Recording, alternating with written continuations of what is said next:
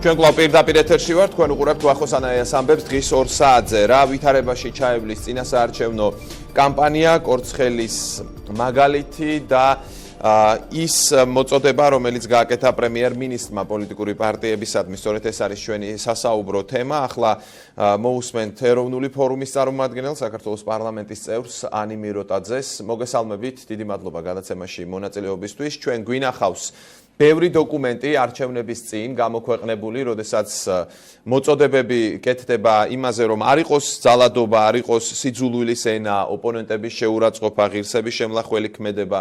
ასევე, როდესაც ხელისუფლება დებს პირობას, რომ არ გამოიყენებს ადმინისტრაციულ რესურსს და პოლიცია არ ჩაერევა რომელიმე ძალის სასარგებლოდ არჩევნებში. მაგრამ რეალობაში ხანდახან ყველაფერი ხდება, ხანდახან კი არა, ხშირად ყველაფერი ხდება პირიქით და მუდმივად არის საუბარი იმაზე, რომ ხელისუფლება იყენებს ადმინისტრაციულ რესურსს, რომ პოლიცია ხანდახან არიჩენს შესაბამის რეაქციას და ასე შემდეგ და ასე შემდეგ. პრემიერ-მინისტრი ამბობს, რომ საქართველოში საარჩევნო კამპანია ოფიციალურად დაიწყო და მინდა რომ საგანგებო განცხადებით მიმართო პოლიტიკურ ძალებს, სახელმწიფო უწყებებს და მთელ საზოგადოებას და სწორედ ის საკითხები, რაც მე ჩამოვთვალე, იყო პრემიერ-მინისტრის მიმართვაში. ახლა ანი მიროტაძე უკვე არის ჩვენთან პირდაპირ ეთერში. მოგესალმებით, თქვენი აზრით რა არის საჭირო იმისთვის, რომ ეს დაწერილი სიტყვები, რომელთანაც ახლა ოპოზიციური პარტიების წარმომადგენლებს უსმენდით და პრეტენზია არა აქვთ თავად ტექსტთან დაკავშირებით, პრეტენზია აქვთ იმასთან, რამდენად აღსრულდება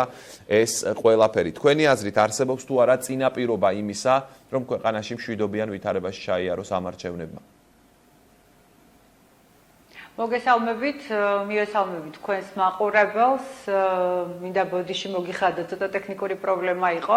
რაც შეეხება იმას, რა არის საჭირო, პირველ რიგში საჭირო არის ნება ყველა პოლიტიკური სუბიექტის მხრიდან და მათ შორის პირველ რიგში ხელისუფლების მხრიდან, რომ არჩევნებმა ჩაიაროს მშვიდ გარემოში.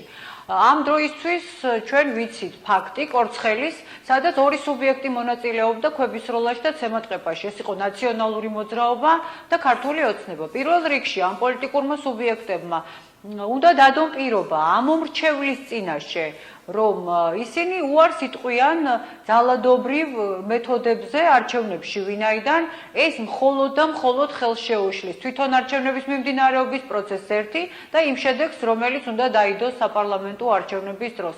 რაც შეეხება იმას, არის თუ არა საჭირო ეს ხელმოწერა და შეთანხმება პოლიტიკურ სუბიექტებს შორის.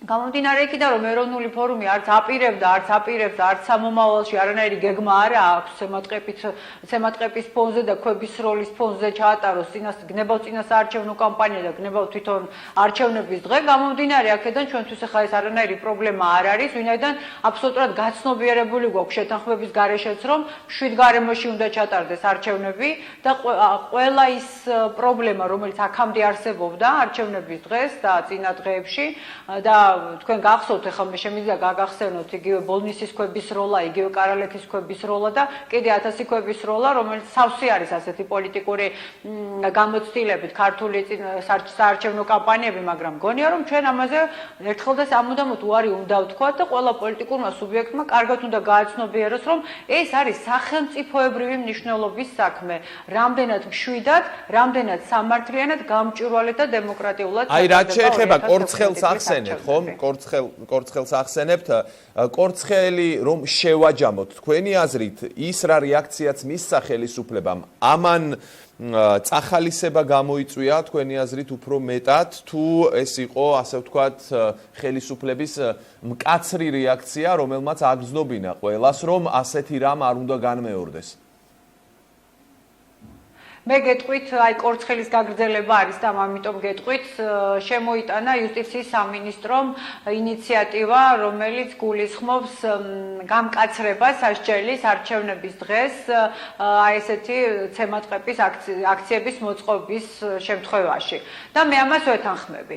ვინაიდან ყველამ უნდა იცოდეს, რომ საარჩევნო დანაშაულიც არის დანაშაული, არის კრიმინალი და ის ისჯება. და არავის არ უნდა კონდეს იმის განცდა, რომ არ აუშავს, ხო, თუ 1-2 ადამიანს ცემს ამა თუ იმ პოლიტიკური ძალის მომხრეს, გადაიხდის რაღაც თანხას და ადმინისტრაციული წესით გათავისუფლდება ამ სასჯელისგან. ეს ასე არ უნდა იყოს. ამ ნაწილში მე სრულად ვეთანხმები და მგონია, რომ ალბათ კორცხელიდან გამომდინარე არის ეს ინიციატივა და ალბათ გააცნობიერა ქართულმა ოცნებამ, რომ ეს დამაზარალებელი იყო პირველ რიგში მისთვის, რაც მოხდა კორცხელში. ეხლა ვინმე მიქ პროვოკაცია მოაწყო თუ არ მოაწყო, ეს კიდე ცალკე სალაპარაკო თემაა, რაზეც რასაკურველია, არავინ უკან არ დაიხევდა, გულისხმობ ნაციონალურ მოძრაობას, მაგრამ პასუხისგებლობის ტვირთი ყველა შემთხვევაში არის ხელისუფლებაზე, ამიტომ ხელისუფლებამ ზუსტად უნდა იცოდეს, რომ მზად უნდა იყოს პროვოკაციების თავიდან ასაცილებლად და შესაბამისად იმ პასუხისგებლობისთვისაც, რომელიც შესაძლოა ამა თუ იმ ფაქტის დროს მოხდეს.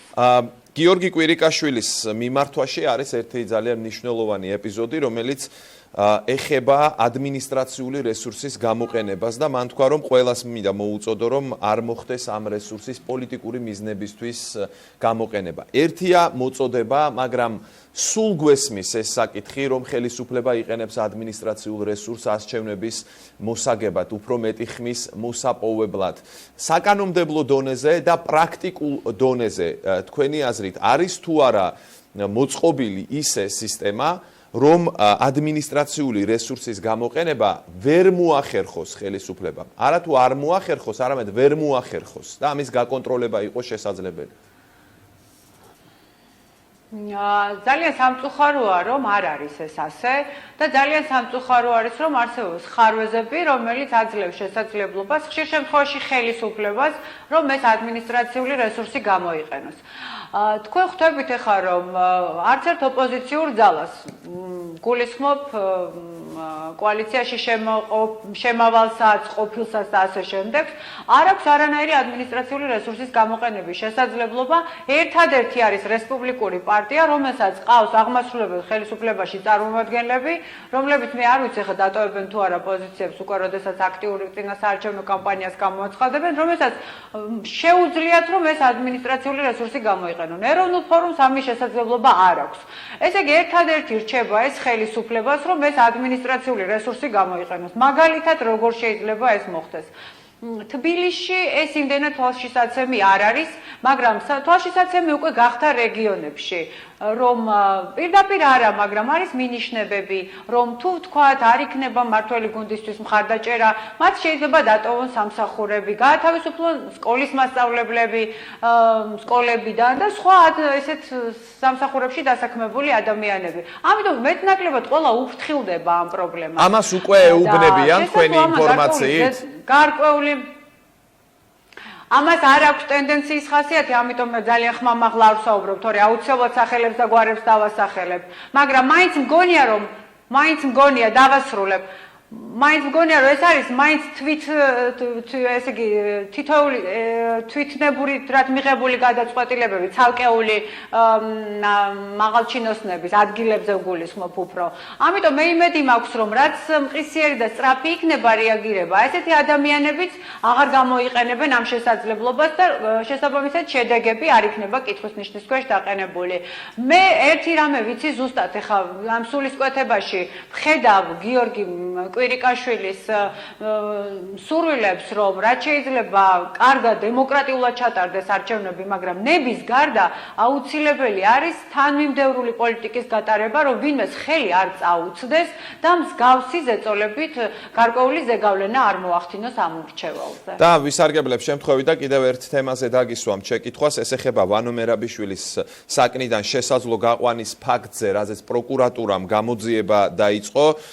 თქვენი აზრით ამხელა პერიოდის შემდეგ შესაძლებელია თუ არა ამ საქმის ჯეროვნად გამოძიება? იმედი მაქვს, რომ ეს არ იქნება ის ერთადერთი ეგრეთ წოდებული ნიუსი, რომელიც პროკურატურიდან წამოვიდა ამ საქმესთან დაკავშირებით, რომ დაიწყო გამოძიება და ეს გამოძიება არ გაგრძელდება უსასრულოდ. ვინაიდან ეს ჩემი სახელმწიფოს თავმოყარეობის საკითხს ეხება, იმედი მაქვს ბატონ შოთაძეს და მისი უწყების სხვა წარმომადგენლებს კარგად აქვთ გაცნობიერებული რა იგულისხმება ამაში.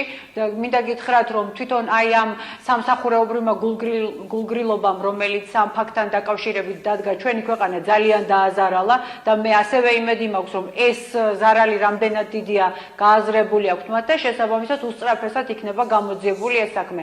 მე ვფიქრობ, რომ იქ მტკიცებულებები უკვე გამქრალია, მაგრამ აუცილებლად უნდა დადგეს იმ პირების პასუხისმგებლობის საკითხი, ვინც ხელი შეუწყო ამ მტკიცებულებების გაქრობას და შესაბამისად გამოძიების გაჭიანურებას. ის რომ ვანო მერაბიშვილი არის დამნაშავე და სისხლიანი რეჟიმის ერთ-ერთი არქიტექტორი თავის მეგობრებთან და ძმებთან ერთად, ეს რა თქმა უნდა, ჩემთვის არ იწევს ეს რა თქმა უნდა ეს არ იწევს და მისი ბრალი ჩემთვის არ არის კითხვის ნიშნის ქვეშ, მაგრამ ვანო მერაბიშვილის უფლებებით არ უნდა დაირღოს თუ სახელმწიფოს აქვს იმის ამბიცია, რომ ის არის სახელმწიფო და იცავს ადამიანების უფლებებს, ამ ქვეყანაში უნდა იყოს დაცული ყველას უფლება, მათ შორის პატიმრების, მათ შორის დამნაშავეების. კალბატონანი, ბოლოს ამავე საკითხზე ერთი შეკითხვა, ვიღაცას აუცილებლად უნდა აგებინოს თქვენი აზრით ხელისუფლებამ პასუხი ამ საკითხთან დაკავშირებით, თუ არსებობს ვარიანტი, რომ მან თქვას, რომ არანაირი ასეთი ფაქტი არ მომხდარა, ჩვენ გამოვიძიეთ და უბრალოდ ვანო მერაბიშვილმა რაც თქვა, ეს არ არის შესაბამისობაში სიმართლესთან. ეს ვარიანტიც განიხილება თუ ფიქრობთ, რომ ახლა არის სიტუაცია, როდესაც შეიძლება ვიღაც კონკრეტულად არ გამოვა ესე, რომ ჩვენ განვიხილეთ და ეს არ არის სიმართლესთან ახლოს, ასე არ გამოვა. გამოძიება უნდა ჩატარდეს, შესაბამისად უნდა მოხდეს დაკითხვა და ამ მტკიცებულებებზე დაყრდნობით უნდა განაცხადოს პროკურატურამ, რასაც განაცხადებს. ეხლა კონკრეტული სახელები და გვარები 5 დაიჯება, 10, 12 თუ 30, ამას შეფს არანაირი მნიშვნელობა არ აქვს. მნიშვნელობა აქვს იმას, რომ უსწრაფესი რეაგირება უნდა იყოს და სამართლიანი რეაგირება უნდა იყოს ამაზე, რომ ქვეყნის შიგნითაც და ქვეყნის გარეთაც ყველა მირწმუნოს, რომ საქართველოში არსებობს საგამოძიებო უწყება, რომელიც არის პროფესიონალებით დაკომპლექტებული ეს ერთი, რომელიც თავისუფალია პოლიტიკური გავლენებისგან ეს მეორე და რომელსაც უნდა ეს ქვეყანა იყოს დემოკრატიულად განვითარებული. გმადლობთ, ანი მიროტაძე, ეროვნული ფორუმის წარმომადგენელი იყო ჩვენი სტუმარი და ახლა გიორგი